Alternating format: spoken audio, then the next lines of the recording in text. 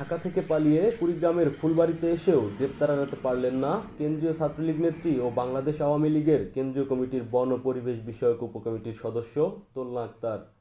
৫ August ছাত্র জনতার অভ্যুত্থানে শেখ হাসিনা দেশত্যাগের পর দোলনা আক্তার ঢাকার বিভিন্ন স্থানে আত্মগোপনে ছিলেন। সম্প্রতি ঢাকাসহ সারা দেশে যৌথ বাহিনীর বিশেষ অভিযান অপারেশন ডেভিল হান্ট শুরু হওয়ার পর গ্রেপ্তার এড়াতে কুড়িগ্রামের ফুলবাড়িতে নিজ বাড়িতেই অবস্থান করছিলেন তিনি। গোপন সংবাদের ভিত্তিতে রবিবার রাত ৮টায় ফুলবাড়ি থানা পুলিশ অভিযান চালিয়ে তাকে নিজ বাসা থেকে গ্রেপ্তার করে।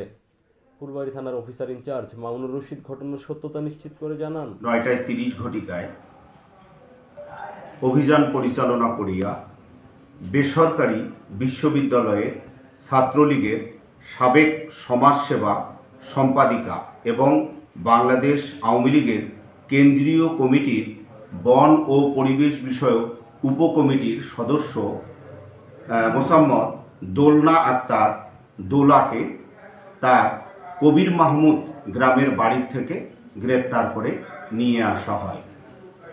৪ আগস্টে সে ফুলবাড়ি থানায় যে ছাত্র জনতার উপরে হামলা করা হয়েছিল সেই হামলার সাথে সম্পৃক্ত থাকে। তাকে ফুলবাড়ি থানার মামলা নং ৬-এ গ্রেপ্তার করে বিজ্ঞ আদালতে প্রেরণ করা হলো। অনিল চন্দ্র রায়, রংপুর নিউজ, ফুলবাড়ি, কুড়িগ্রাম।